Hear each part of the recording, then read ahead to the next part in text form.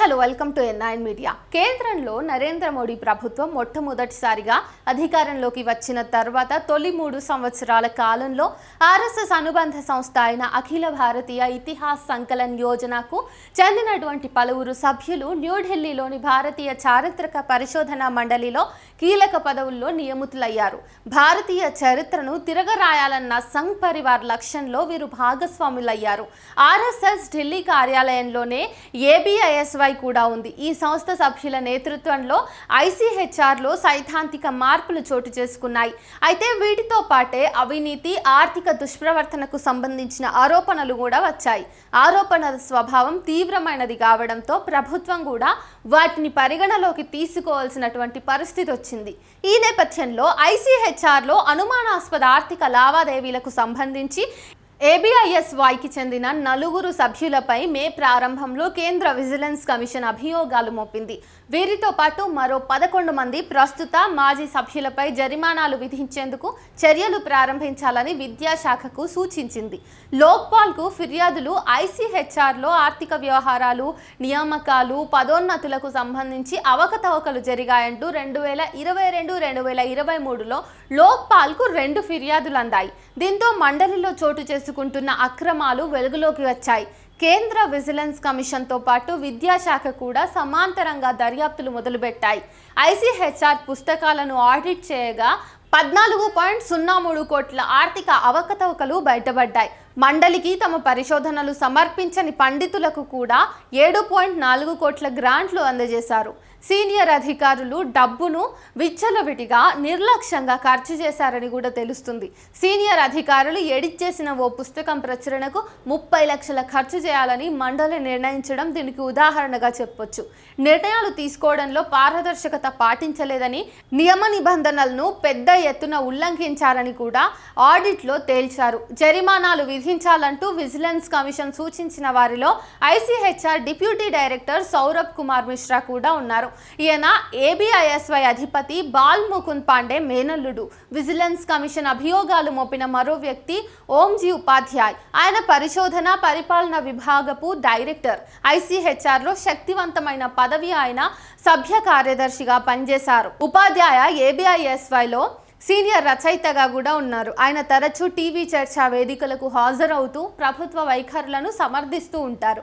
జవహర్లాల్ నెహ్రూ విశ్వవిద్యాలయం deputy registrar Jagdeep Singh, Nehru స్మారక museum గ్రంథాలయంలో పరిశోధన ప్రచురణ విభాగం అధిపతి నరేంద్ర శుక్లాపై కూడా చర్యలకు విజిలెన్స్ కమిషన్ సిఫార్సు చేసింది. ఇక ఐసిహెచ్ఆర్ మాజీ సభ్య కార్యదర్శులు ఉమేష్ అశోక్ కదం, కుమార్ రత్నంలు పదవిలో ఉన్నప్పుడు జరిగిన అవకతవకలపై దర్యాప్తు జరిపించాలని కూడా కమిషన్ సూచించింది. కదం ప్రస్తుతం జేఎన్యూలో అధ్యాపకుడు. ఈయన కూడా ఏబిఐఎస్వైలో సభ్యుడే. అయితే కేంద్ర విజిలెన్స్ కమిషన్ సిఫార్సులను విధిగా అమలు చేయాల్సినటువంటి బాధ్యత ప్రభుత్వానికి లేదు. ఒకవేళ విజిలెన్స్ కమిషన్ సిఫార్సులకు కేంద్రం అంగీకరిస్తే అప్పుడు వారిపై ఛార్జీ షీట్లు దాఖలు చేస్తారు. కాగా ఇప్పటికే ఛార్జీ షీట్లు దాఖలయ్యాయని ఐసిహెచ్ఆర్ చైర్మన్ రాఘవేంద్ర తన్వర్ తెలిపారు. 2021 నుంచి 2022, 2022 నుంచి 2023 సంవత్సరం మధ్య కాలాలలో ఐసిహెచ్ఆర్లో 14.03 కోట్ల మేర అక్రమాలు జరిగాయని ఆడిట్లో తేలింది. ఉమేష్ అశోక్ కదం హయాంలో అక్రమ నియామకాలు జరిగాయని, నిబంధనలకు విరుద్ధంగా డబ్బు ఖర్చు చేశారని తేల్చేశారు. పరిశోధనా పత్రాలు సమర్పించని 397 మంది స్కాలర్లకు 6.26 కోట్లు చెల్లించడం ఈ అక్రమాలలో అత్యంత ముఖ్యమైనదిగా చెప్పుకోవచ్చు. ఐసిహెచ్ఆర్ నిబంధనల ప్రకారం వారి నుండి సొమ్మును రికవరీ చేయాల్సి ఉండగా ఆ పని చేయలేదు.